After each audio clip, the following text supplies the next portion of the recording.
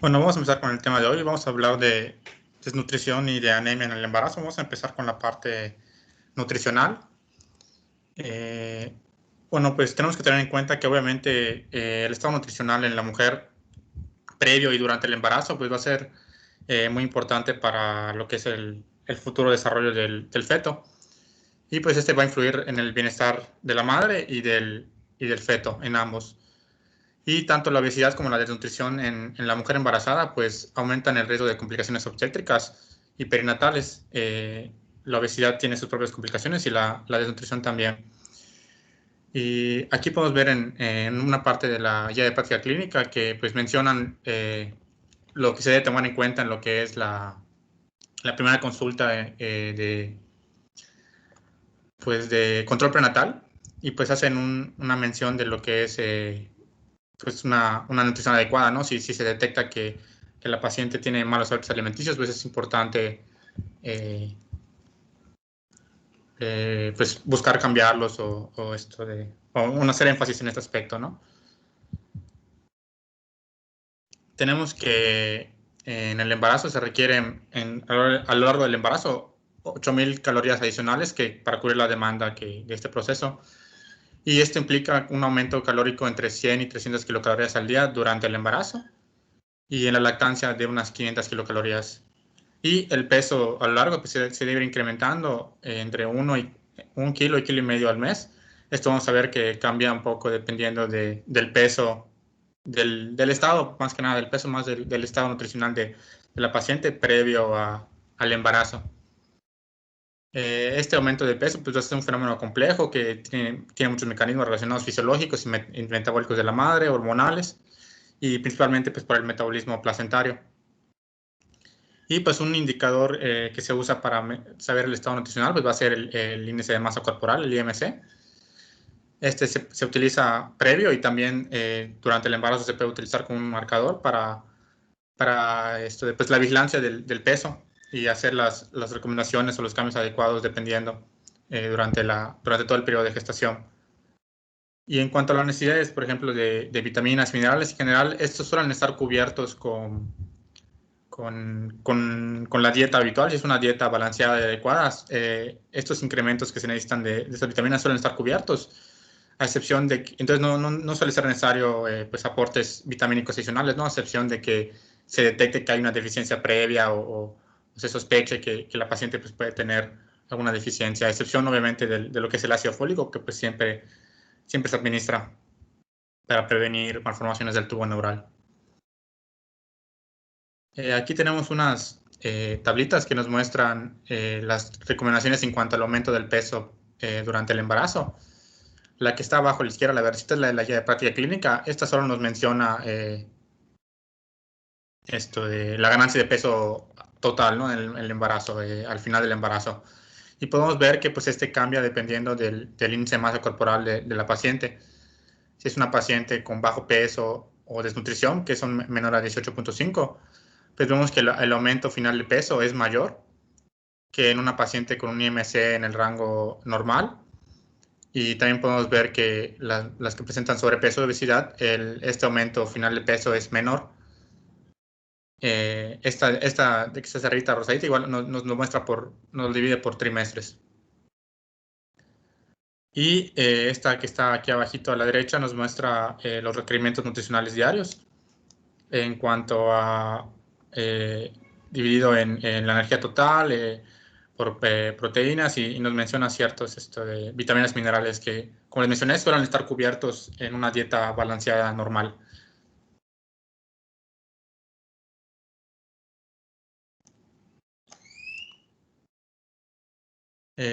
Y aquí tenemos esta gráfica que nos muestra lo que es el índice de masa corporal y en cuanto a en cuanto va avanzando la edad gestacional. Podemos ver que lo que es la normalidad se encuentra pues en esta área gris y mientras esté dentro de esta área se considera que es normal. Es el incremento que debe llevar la paciente durante su embarazo.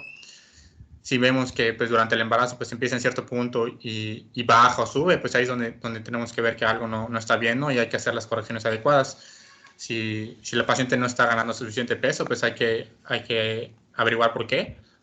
O pues, si la paciente pues está ganando demasiado peso, pues tampoco es bueno, ¿no? Puede que haya un problema de base. Y pues en cuanto a los pacientes que inician el embarazo con sobrepeso, con obesidad, pues obviamente van a empezar por arriba, ¿no?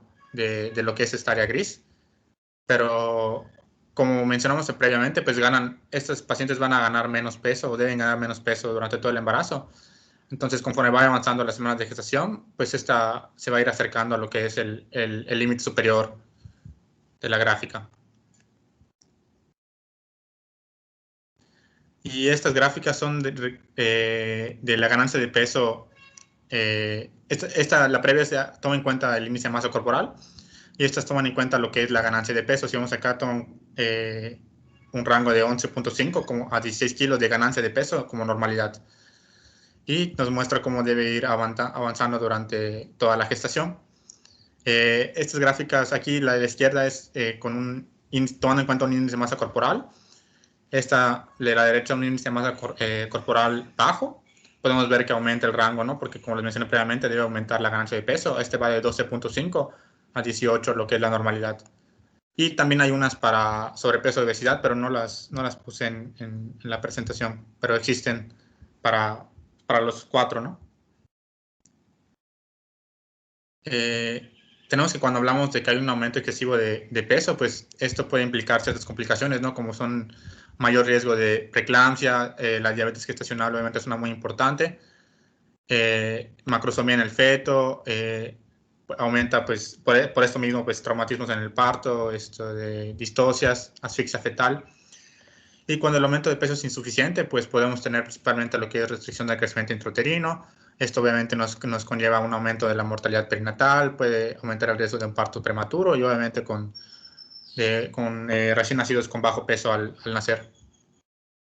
Y pues las características que debe tener una dieta correcta, pues estas 6 se mencionan. Obviamente debe ser una dieta completa, que tenga tanto los macro como micronutrientes necesarios para la paciente, una dieta en cantidad suficiente, que sea equilibrada, es decir, que tenga pues los componentes necesarios, que esté bien distribuida los componentes que se consumen, que sea inocua, perdón, es decir, que sea higiénica, que no contenga nada que perjudique a la salud.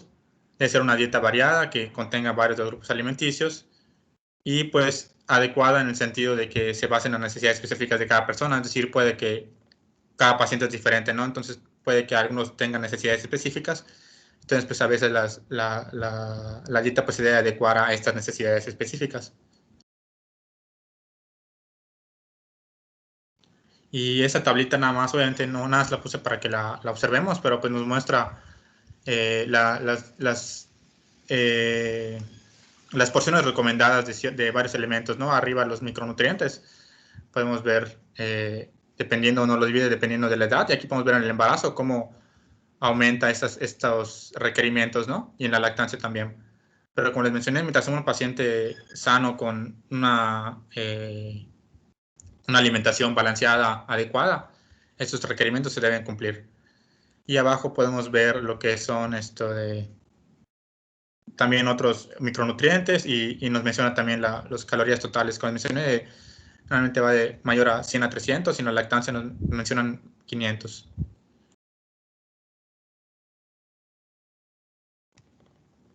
Bueno, sí, lo que les mencioné hace ratito, que los requerimientos adicionales que recomienda la Organización Mundial de la Salud, entre 150 diarias durante el primer trimestre y de 300 a 350 durante el segundo a tercer trimestre.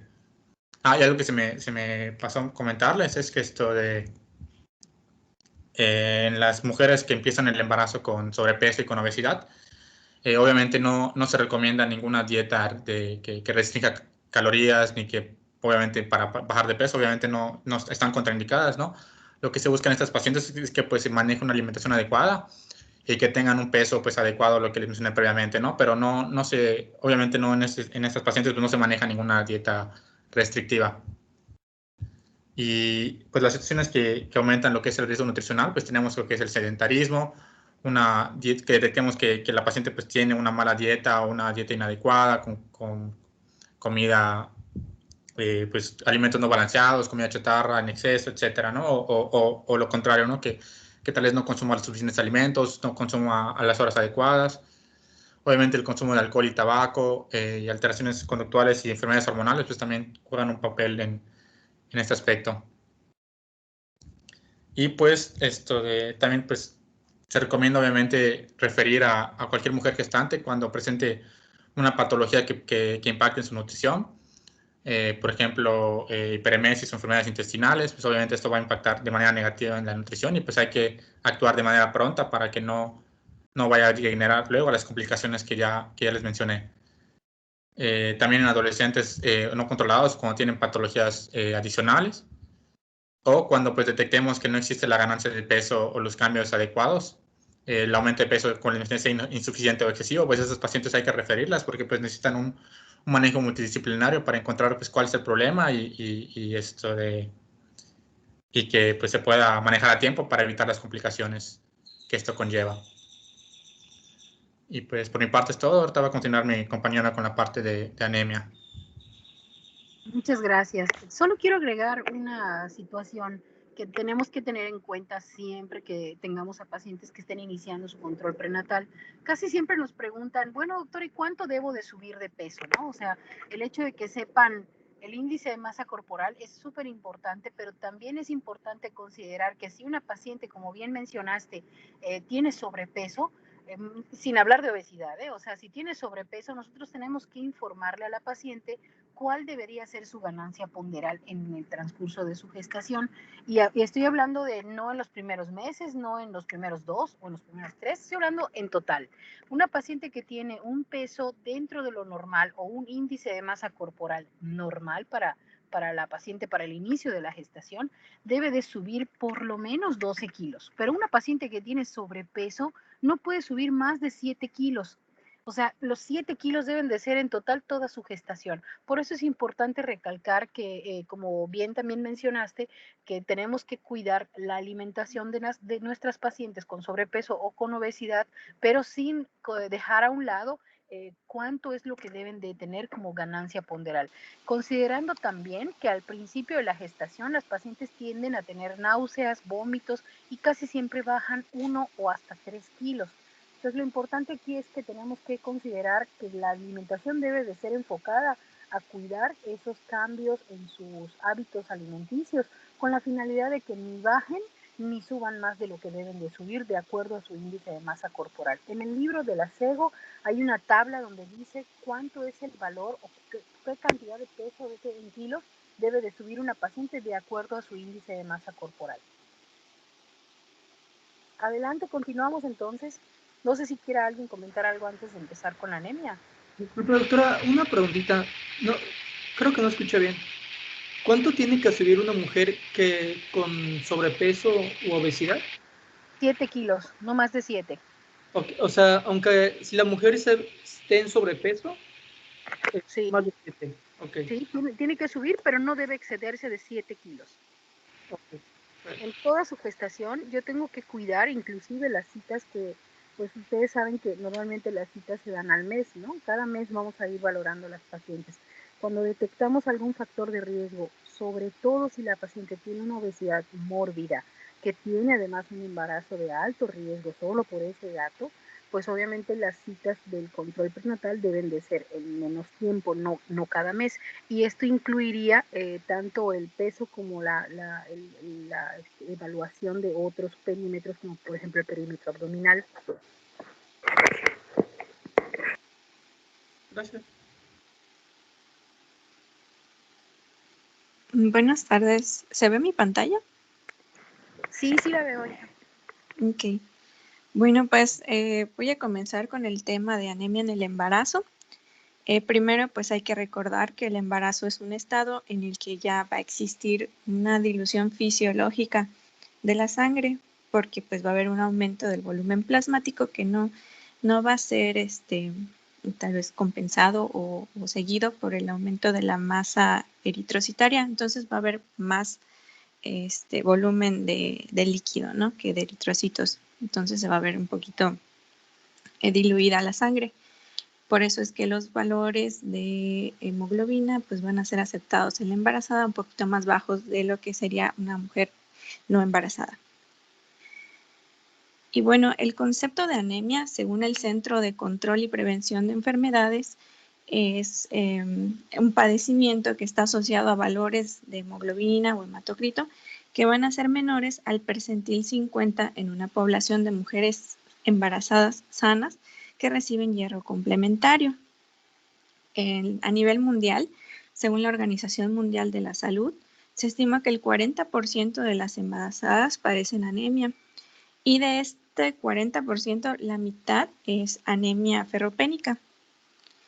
A nivel nacional, en la encuesta nacional de salud y nutrición del 2012, nos informa que la prevalencia de anemia en mujeres en edad fértil embarazadas es del 17% y que los grupos de edad más afectados son de mujeres entre 12 a 19 años y de entre 30 a 39 años, sobre todo en áreas rurales.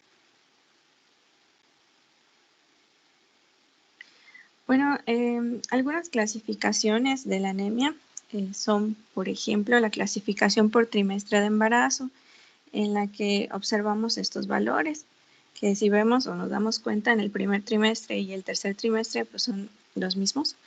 Y en el segundo trimestre cambia un poco porque, pues, según el Williams, explica que hay una mayor dilución en ese momento. También la clasificación de anemia según la severidad clínica. Podemos verla como leve cuando va de 10.1 a 10.9 gramos sobre decilitros, moderada cuando va de 10 a 7.1 y severa cuando es menor a 7 gramos sobre decilitros. Y pues un poquito más general, la clasificación de las anemias según el volumen corpuscular medio.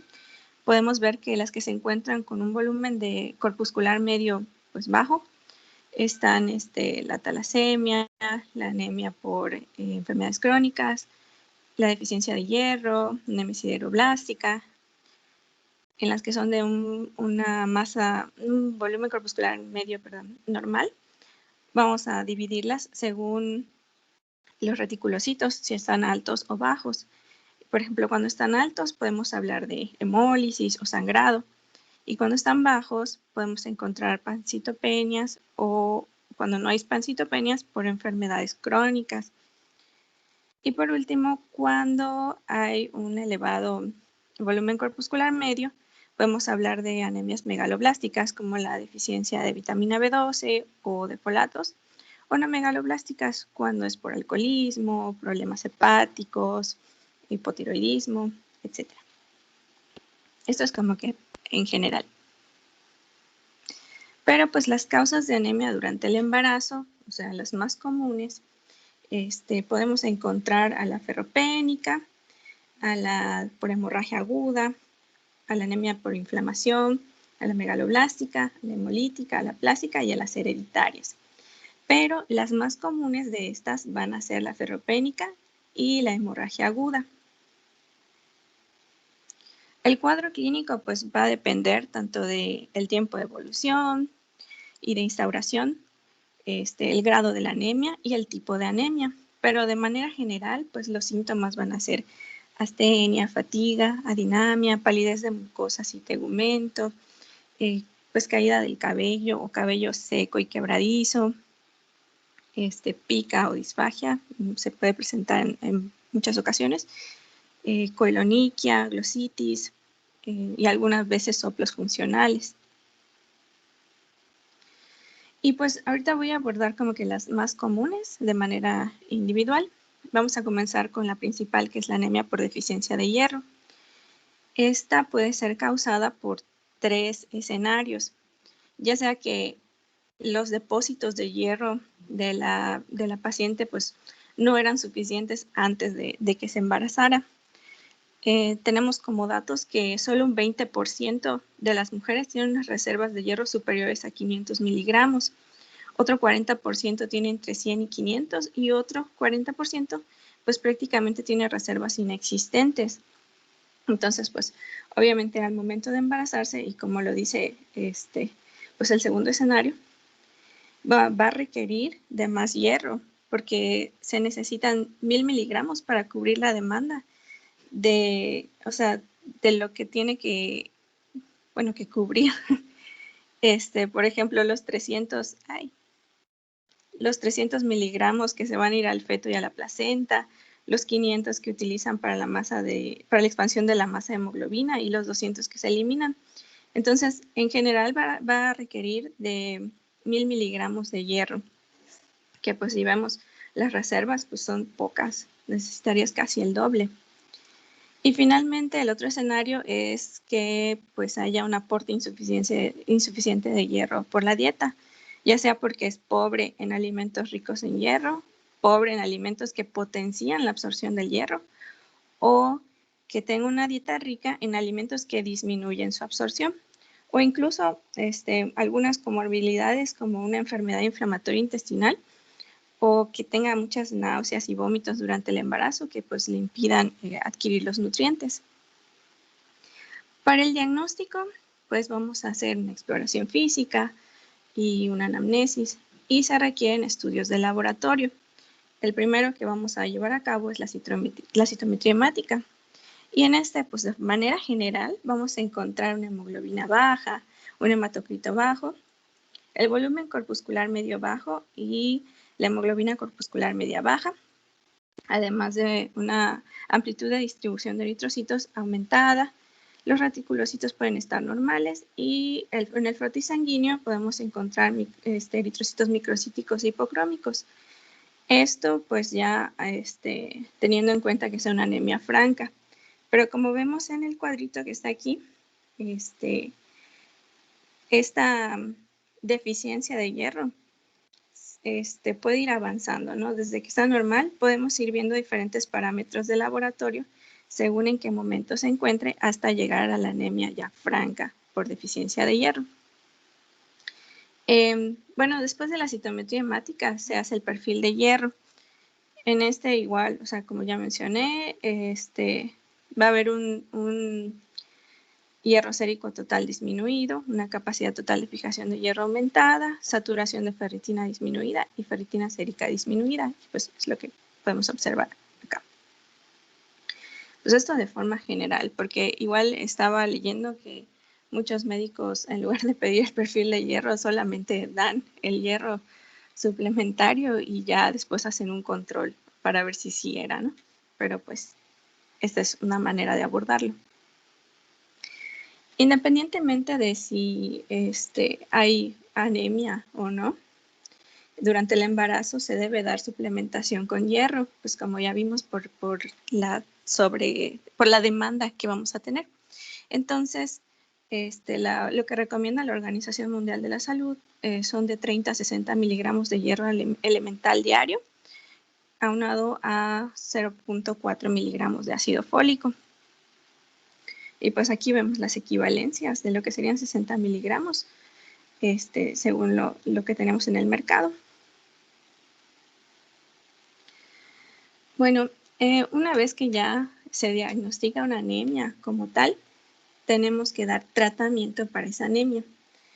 Se prefiere que el tratamiento sea oral durante el primer y el segundo trimestre del embarazo.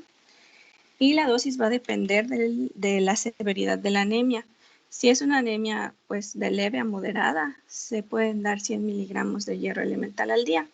Si es grave, serían 200 miligramos al día. Y pues después se tiene que realizar un nuevo control para ver cómo está evolucionando la paciente a las 3 o 4 semanas del tratamiento. Pues el libro, el del González, mencionaba que una vez que se alcance una concentración de hemoglobina superior a 10.5 gramos sobre decilitros, ya se puede reducir la dosis de hierro a 60-80 miligramos al día. Y dentro de los efectos adversos de este tratamiento podemos encontrar problemas digestivos en general, como náuseas, vómitos, pirosis, acidez. Y se recomienda que este suplemento o el hierro se administre de 15 a 30 minutos antes de comer y que no se acompañe con lácteos porque estos impiden su absorción. También menciona que la vitamina C ayuda a la absorción del hierro. Ahora, hay una opción que es la de dar el hierro de forma parenteral, pero esta es sobre todo cuando no hay respuesta al tratamiento por vía oral o cuando hay una anemia grave después de la semana 14 de gestación, y en los casos de anemia leve o moderada, pero que estén ya en el tercer trimestre o que se requiera que exista una rápida recuperación de los parámetros hematológicos. Y también en mujeres que pues de plano no toleren el hierro vía oral. Bueno, aquí mencionaban el hierro sacarosa y el hierro carboximaltosa como opciones seguras y eficaces. Y pues de desventajas son que puede haber dolor en el sitio de punción, riesgo de flebitis o pues puede haber un absceso. Las dosis del hierro se van a calcular de forma individual usando el déficit total de hierro que se saca a partir de la concentración de hemoglobina y el peso medio con esta fórmula. Y pues igual mencionaba el González que una vez que se llegue a una hemoglobina mayor de 10.5, se debe ya pasar al tratamiento vía oral si se tolera, con dosis de 80 a 100 miligramos al día. Y pues esta era un esquemita que me encontré por ahí de pues más o menos cómo abordar esta anemia. Pues aquí nos decía que tenía anemia la paciente, se checaban las reservas del hierro y veían si era adecuado, pues seguía el control prenatal rutinario y se repetían la biometría hemática a las 24 a 28 semanas. Esto es cuando era la primera consulta de la paciente. Si veían que estaba inadecuado, pues ya se le comenzaba el tratamiento con hierro vía oral y se volvía a hacer su control, ¿no?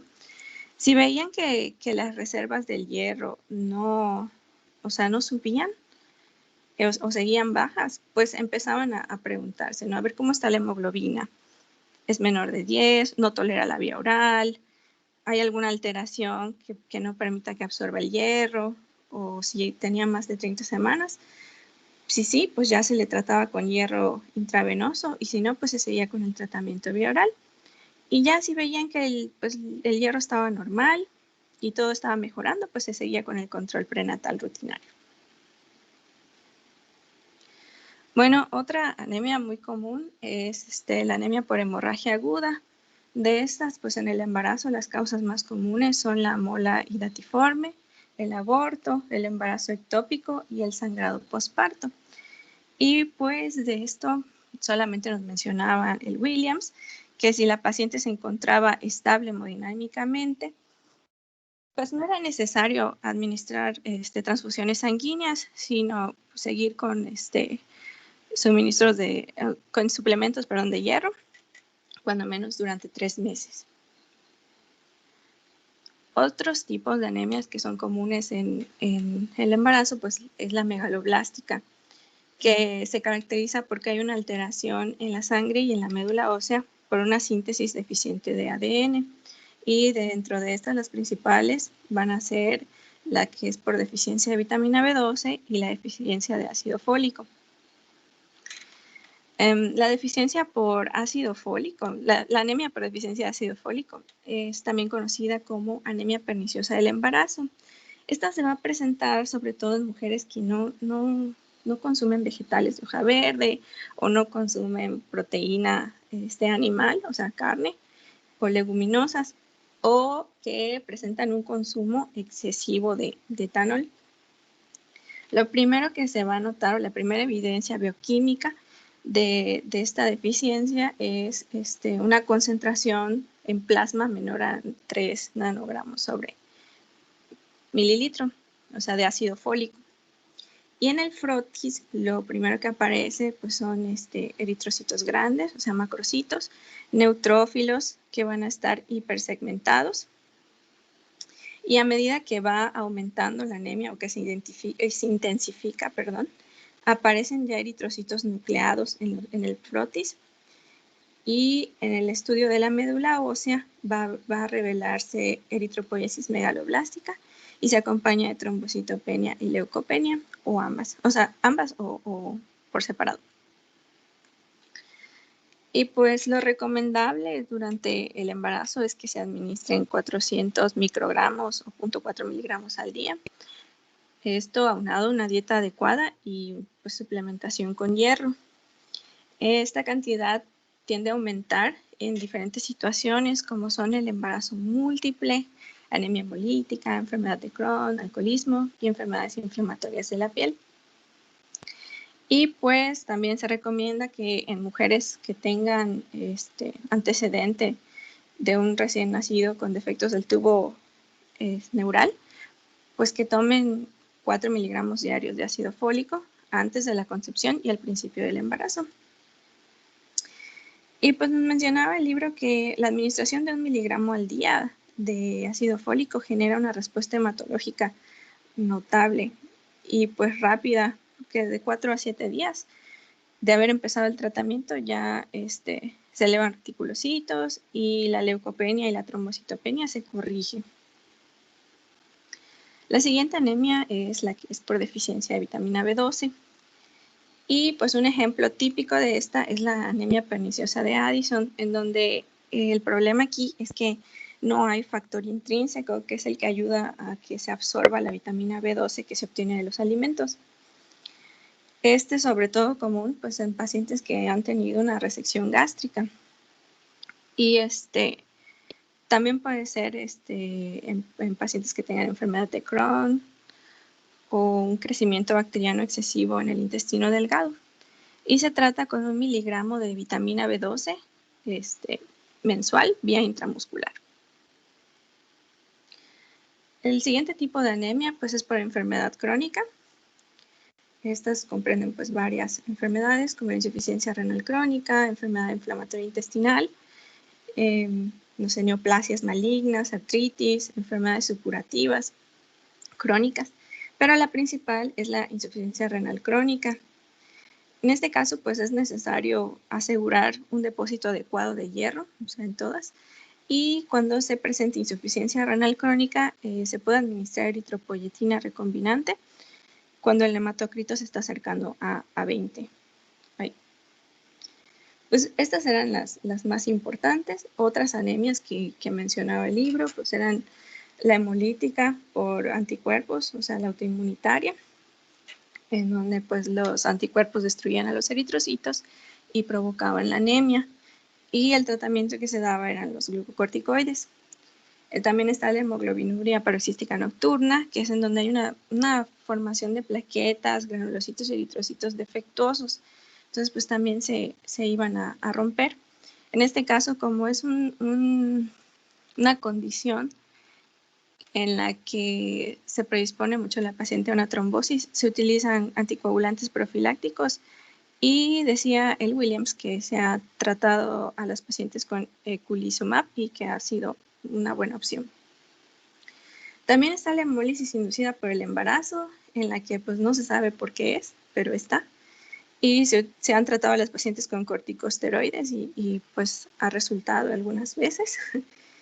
Está la que es por eclampsia y preeclampsia, en la que pues la fragmentación de los eritrocitos es por, creo que es mecánica, o sea, hay hemólisis microangiopática y trombocitopenia.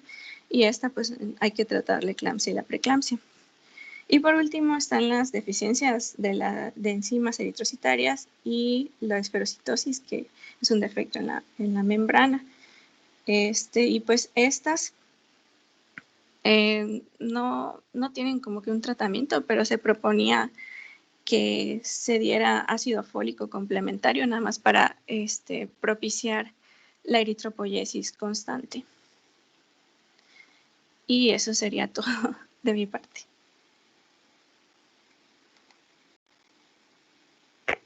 Muchas gracias. ¿Eres Cristel? Sí. Es que veo que aquí aparece Diana, pero Diana hizo la grabación puso la grabación de la clase. Bueno, aquí lo que tenemos que tener en cuenta en este tipo de patologías hematológicas es, para empezar, cuáles son las más frecuentes, el manejo. Normalmente cuando se inicia un tratamiento con corticosteroides en la mujer embarazada, tiene que estar bien justificado, Y obviamente si está documentado que puede manejarse durante la gestación, lo ideal sería ver también el control en cuanto a la elevación de la hemoglobina, a que no haya o que se corrija la anemia, por así decir, y que pues obviamente apenas se corrija esto, pues la vigilancia y el control en relación al retiro de los corticosteroides, pues eso también tiene que ser vigilado. Creo que si no tienen ustedes alguna otra pregunta más, ¿quieren hacer algún comentario? No sé si fueron manitas arriba o fueron aplausos lo que vi, pero no sé si alguien quiera preguntar algo o comentar algo. ¿Alguna duda? ¿Algo que quieran agregar? Casi siempre cuando recibimos a las pacientes embarazadas tenemos que tomar en consideración en dónde estamos. Obviamente aquí en el estado de Yucatán es muy común que las pacientes tengan una hemoglobina entre 9 y 10. Normalmente llegan con esa hemoglobina a la consulta y pues obviamente tenemos que decir, bueno, si no es una paciente anémica, lo que tenemos que evaluar también, pues aparte de lo que es la hemoglobina, el hematocrito y el volumen eritrocitario, pues evaluarlo bien como para poder establecer el diagnóstico. Desde luego, cuando nosotros iniciamos un tratamiento médico, también tenemos que considerar los cambios en la alimentación, y cuando me refiero a los cambios en la alimentación, quisiera pedirles que sean, pues ahí sí estén abusados, porque a veces las pacientes no siempre captan o no siempre se van con la información correcta, ¿no? Y realmente, como bien mencionaron en una de las ponencias, que no es ponerlas a dieta, ¿no? O sea, realmente no es tanto la restricción. Bueno, ¿me escuchan? Sí se escucha, doctora. Ah, perdón, es que me está entrando una llamada, pero no sabía si me dejaron de escuchar o no, por eso dejé de hablar. Bueno, el detalle es que tenemos que tener en cuenta que hay pacientes que acostumbran consumir, por decir, alimentos que son ricos en taninos. Los taninos que se encuentran casi siempre en los frutos que todavía no han madurado, o sea, los frutos inmaduros, también están presentes y en cantidades muy elevadas en las uvas, manzana, plátano. Hay mucha gente que acostumbra a comer el plátano no siempre tan maduro, ¿no? Estos taninos son los que hacen que se nos apriete la lengua cuando estamos comiendo algún fruto verde. Entonces, lo que hace los taninos, lo que hacen es competir a nivel intestinal, a nivel de las células, compiten con el hierro. No llega donde debería, no se absorbe el hierro, se elimina. Entonces, algunas pacientes creen que están alimentándose bien, y cuando realmente lo que están haciendo es estar consumiendo alimentos que no están siendo realmente provechosos para su salud, ¿no? Entonces, eso también hay que pedirles a las pacientes, no a todas, sobre todo a las que tienen ese factor de riesgo o las que tienen el diagnóstico de anemia, pues sí tenemos que quitarle ese tipo de alimentos para que no caigan en anemia o no se nos dificulte elevar la hemoglobina, ¿no? No sé si quieran hacer alguna pregunta más, jóvenes, algún comentario. Doctora, buenas tardes. En cuanto a los pacientes que son, bueno, que tienen sobrepeso u obesidad, a ellas sí se les recomienda, pues no sé, mandarlas a algún tipo de orientación nutricional o como que bajen de peso.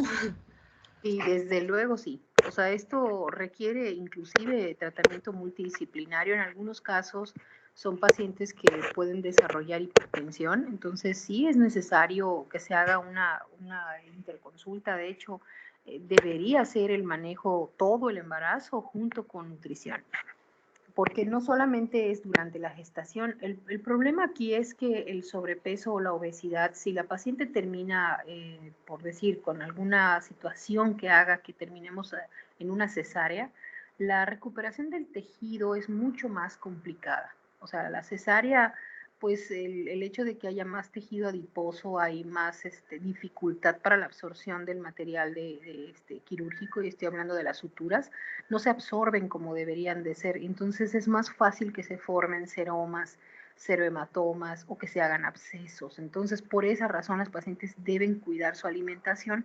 Inclusive hay actividades físicas si la paciente está acostumbrada, porque hay que tener en cuenta muchas veces que hay pacientes que están acostumbradas, digo, las que no están gorditas, ¿verdad? O sea, las que no tienen obesidad ni sobrepeso, que están acostumbradas a una rutina de ejercicio. Lo ideal es que aún así, estando embarazadas, sigan con una actividad que les permita pues ejercitar sobre todo el suelo pélvico, ¿no? Eso no podemos nosotros evitar, o sea, o cancelarles a las pacientes la actividad física. En las pacientes que tienen sobrepeso, tampoco está muy indicado ponerlas a hacer una actividad física, pero sí sería bueno que obviamente modifiquen su patrón de alimentación, no tanto para bajar de peso, sino para no ganar peso de más. A mí me tocó en una ocasión en la consulta una paciente que pues de repente pesaba una cantidad y cuando llegó a la consulta pesaba casi 5 kilos de más, ¿no? En menos de un mes. Y obviamente esto pues no debe pasar, pero cuando le pregunto a la señora, no sé por qué, si yo estoy comiendo normal, estoy comiendo bien, y obviamente el marido, porque de hecho la señora no quería que pase el señor, su esposo, el señor dijo, no, doctora, ¿cómo va a ser normal? Se come un paquete de colchones, me dijo. Y yo dije, ¿un paquete de colchones? ¿Qué es?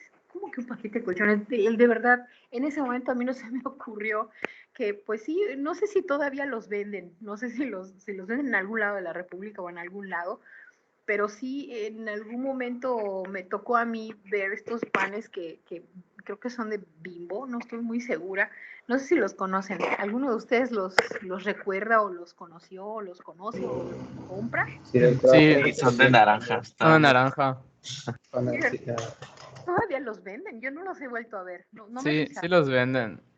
Ah, bien, pues creo que están bloqueados de mi cabeza, a pesar de que soy gordita y nunca los compro. De verdad se los juro, cuando me dijo esto el señor, yo de verdad, así como ahorita, creo que me dio una cara de interrogación así de, colchones, dije yo, ¿cómo que se come un paquete de colchones? Sí, doctora, enterito el paquete, y no se diga de los roles de canela, me dijo, se come su paquete entero de arroz. O sea, digo, está bien que el embarazo sí, pues abre un poco el apetito y de repente da gusto estar comiendo, como que les llama la atención comer así más picante, más chile, más sal, pues como que sí, eso puede pasar, ¿verdad? Pero de ahí a comerse un paquete de colchones o un paquete de esas cosas, ¿cómo se llaman? Los bipuñuelos o no sé cómo se llamen. Digo, o sea, eso es lo que hay que cuidar. No tanto decirle a la paciente, vas a hacer dieta porque estás pasada de peso y tienes que bajar de peso. No, en realidad es para que no gane más peso del que debería ganar. Porque pues obviamente la vigilancia nosotros la hacemos en forma continua con la báscula y obviamente pues sí, calculando el índice de masa corporal y pues sí, lo ideal es que sí tenga un control dietético pues con una nutrióloga al mismo tiempo que está yendo con nosotros e inclusive también está bien el manejo conjunto con psicología.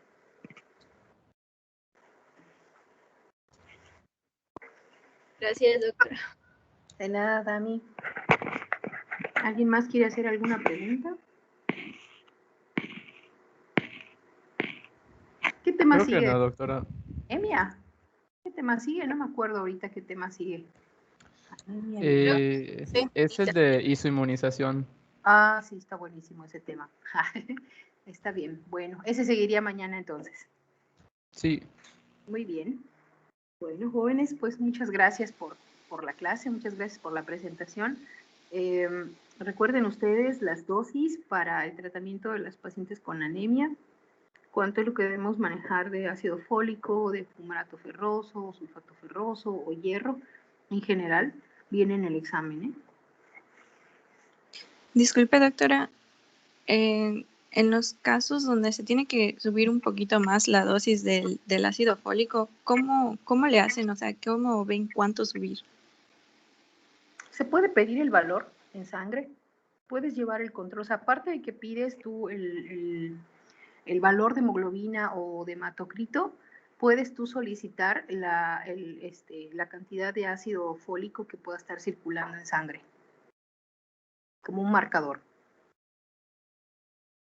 Sin embargo, okay. Ajá, lo ideal, bueno, de hecho, se puede evaluar la ganancia de la elevación de la hemoglobina por lo menos después de que inicies el tratamiento vía oral, a las 3 semanas, a ver, espérame, son como al mes y medio, tú ya puedes ver una ganancia en la hemoglobina o una elevación de la hemoglobina si el tratamiento es con hierro y ácido fólico. Ok, muchas gracias. Creo que en el Hospital Orán, no estoy segura si lo hacen. Hubo un tiempo que sí lo hacían si lo solicitabas, porque son pruebas muy especiales y por lo general se piden a medicina nuclear, se puede solicitar particular, pero depende también si el paciente lo puede pagar, porque no son baratas las pruebas. Algunas sí son baratas o son accesibles, pero algunas otras sí son muy costosas. Y estoy hablando de algunos marcadores que te pueden costar entre 1,000, 1,500, 600, 900 pesos actualmente, ¿no? Pero sí se puede solicitar.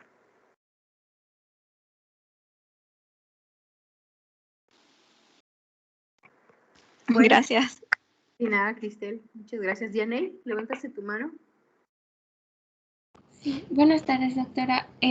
Una pregunta, ¿es común que la eritropoyetina recombinante utilizado pues en la anemia por enfermedades crónicas induzca a la hipertensión arterial? O sea, que llegue a... ¿Es posible que llegue a ser una contraindicación para no usarse?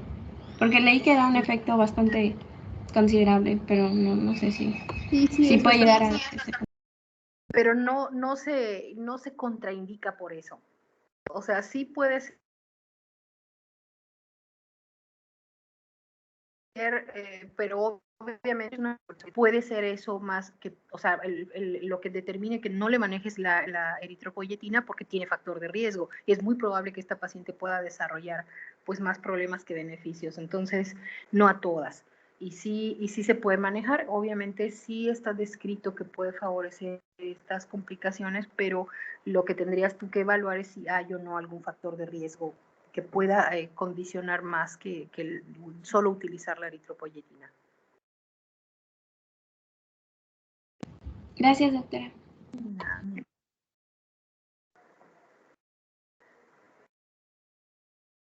Bueno, jóvenes, si no tienen ninguna otra pregunta más, nos vemos el día de mañana a las 2:30. Perfecto, doctora. Gracias. Gracias. Gracias, doctora. Gracias, Gracias, hasta luego. Gracias, Dianey, Cristel, muchas gracias. Gracias, Vicente, Rodrigo. Cuídense mucho.